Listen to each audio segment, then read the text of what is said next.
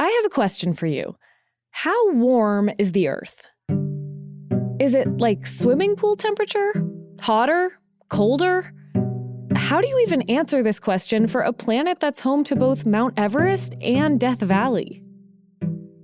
I'm Madison Goldberg, and you're listening to Ask MIT Climate. And today, we're spending some time on one of the most fundamental questions in climate science. Because even though it sounds pretty straightforward, it's not so easy to answer. And as we learn how scientists take the world's temperature, we'll also hear what it's like to be part of a global community keeping an eye on the planet. Our guest today works at the heart of that community. So my name is Dr. Samantha Burgess, and I'm the Strategic Lead for Climate at the European Centre for Medium Range Weather Forecasts, ECMWF, and Deputy Director of the Copernicus Climate Change Service.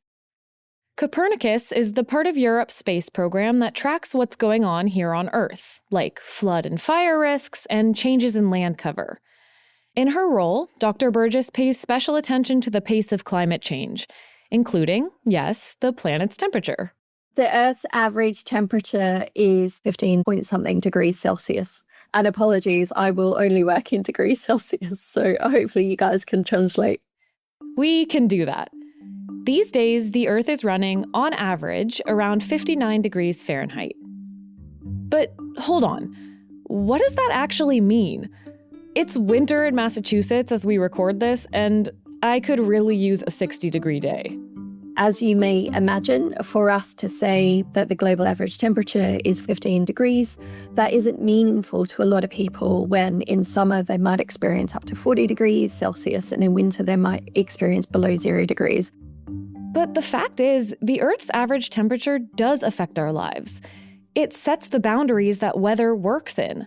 How much rain can fall in a heavy storm? What are the chances of a winter evening bringing snow? Or a summer day blazing above 100 degrees Fahrenheit? To see the big picture of the planet's temperature, we need a ton of measurements. There are literally tens of thousands of thermometers all around the world collecting temperature data, from weather stations, ships, and ocean buoys, and sending that data to programs like Copernicus. Add all those readings together over the many decades we've been collecting them, and we have about 1 billion thermometer measurements since the pre-industrial period. That's also combined with satellite data. Satellites can't measure temperature directly because they're up in space, so they measure the background microwave radiation from oxygen in our atmosphere.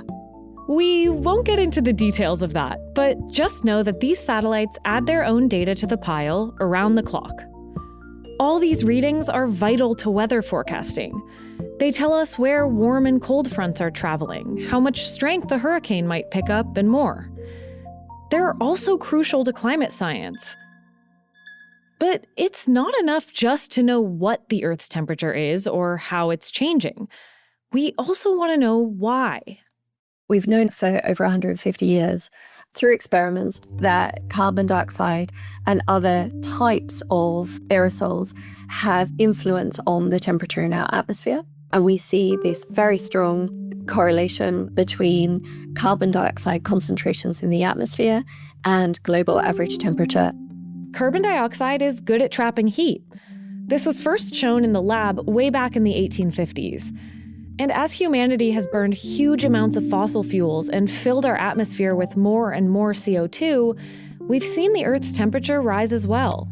And so these 1 billion thermometer measurements show that our global average temperature has increased about 1.3 to 1.4 degrees Celsius above the pre-industrial period.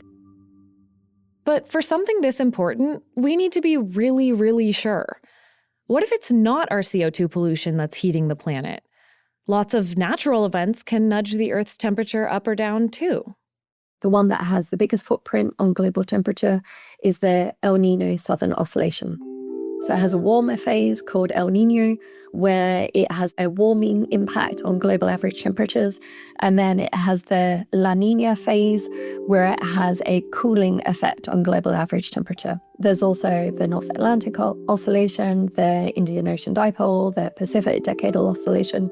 In addition to those, there's the solar cycle. So there's 11-year solar cycle. Volcanoes have a cooling impact. So that's why we combine a lot of different measurements together and why we look at these long-term averages.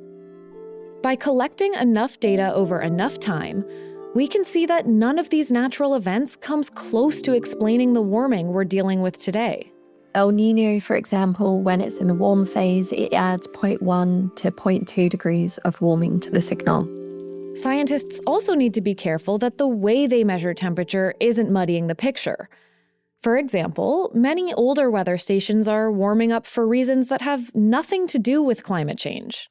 One of the challenges is that this particular weather station is showing warming because it used to be in the middle of a field in the countryside, and now it's in a city, in a built environment. It has lots of those hard surfaces that are warming things up a bit more than average. So scientists have to look out for these quirks in the data.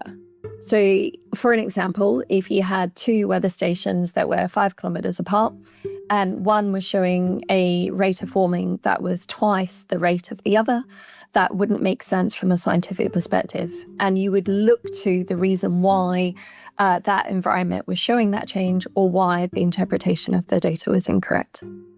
Then you can filter out that data or work out how big the urban heating effect is and adjust for it.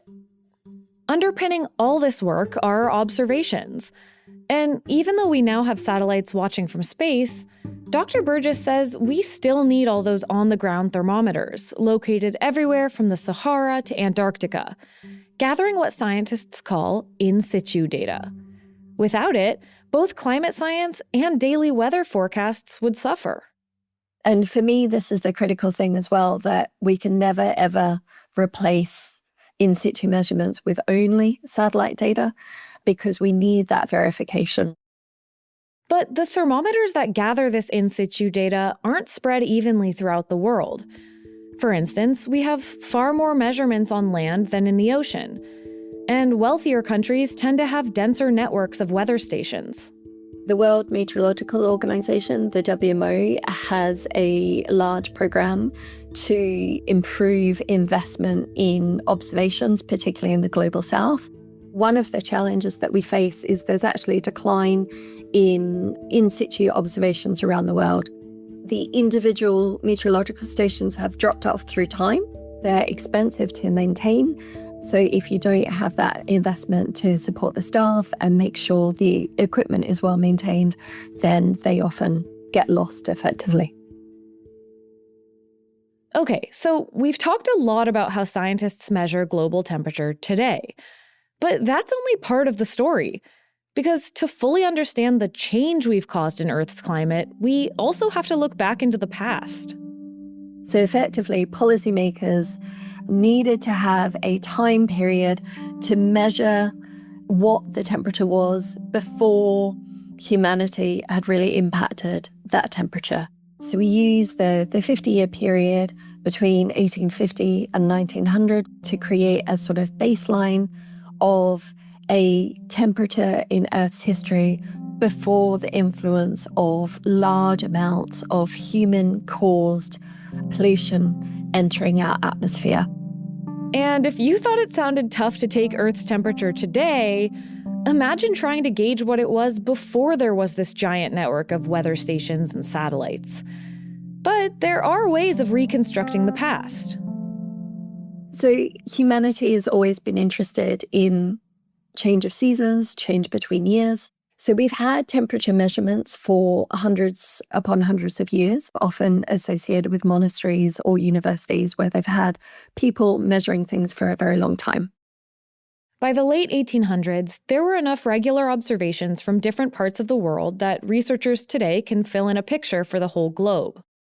The other fascinating thing about this field is that we're also looking at all of this traditional knowledge from other communities and how they're observing change, where sea ice is changing, flowering is changing, when birds breed is changing, when fish move into a particular location is changing. And these have also been observed for hundreds of years. One of the big parts of our program is data rescue. So we have a huge investment in rescuing and digitizing these early records that are found in books and archives and dusty warehouses around the place to understand how we can increase the number of observations to constrain and improve our models back in time. Data rescue, by the way, is close to Dr. Burgess's heart. Her husband is a scientist too, who has worked with volunteers to save historical weather data from ship logbooks and handwritten rainfall records. One lady wrote to him it was her responsibility when she was at school to measure the temperature, and she didn't do it very well. So she felt like this was giving back by doing it, 50 years on. And, there's all these lovely stories of people who wanted to get into science and then got demotivated somehow, but they've always had this fascination. Working together is what makes it possible to measure something as big as the Earth. Whether you're volunteering your spare time to rescue weather records or dedicating your career to modeling the climate. In fact, the Copernicus program is just one of 8 separate efforts to measure the temperature of the planet. So there's 3 in the US, so it's NASA, NOAA, and Berkeley Earth. There's the UK Met Office and the Hadley Centre, and then there is ECMWF and the Japanese Meteorological Agency. There's also China's program, CMST, and a joint US-UK effort called DECENT. And it's good to have all 8 because we can see how well they match up. Over the past 75 years or so, they're in very close agreement, even though none of their models work quite the same way. That's one reason we can be so sure the warming they're picking up is real. For the 1800s, scientists are working with less and shakier data. The different models are still close and see the same ups and downs from year to year, but they don't fully agree. We're talking a difference of like 0.1 to 0.3 degrees Celsius. And this is just part of the process. You measure as best as you can and you show your work, and you try to make clear what you don't yet know, and what you do know. And I think this is one of the challenges that we face with leveraging model data and with using scientific terminology, that when we talk about theories and uncertainty and anomalies, people cheat out and sort of go, well, you're not really sure. But the human impact on climate change is unequivocal. Sometimes the data, it can be scary in terms of the sheer number of records that have been exceeded over the last 2 years in particular. We know it's not just about global average temperature. We know in a warmer planet, we get more extreme events, extreme heat waves, flooding events, wildfires, droughts. All of those things are increasing. So I have the privilege of communicating that data as effectively as I can to enable people to understand what it means for them and what it means for their choices. We need to ensure that the generations that come after us are inheriting not only the best science, but also that we're leaving the planet as well informed and as well adapted as we can.